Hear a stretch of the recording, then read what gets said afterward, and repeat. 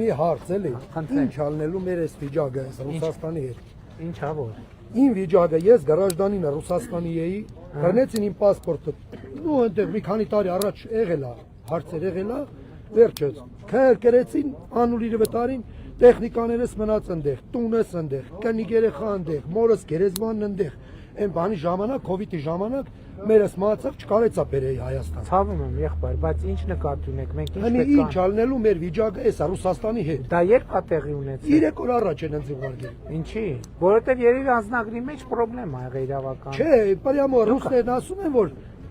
պետք չէր, որ մեր հետ ասում են, մեր բանի հետ, Պուտինի հետ պետք չէր այդպես խոսալ։ Այդպես են ասում, հանի ոնց հասկանանք ինչ ալնելու, մեռնելու եք տեսավ։ Եղբայր, նախ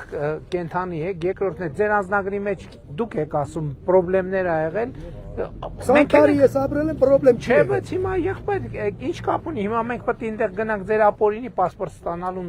համար բան։ Պրոստո ուզում եք իմանանք ռուսի հետ դզվելու է թե չի դզվելու մեր։ Դզվելու բան չկա, ամեն ինչը դզված է։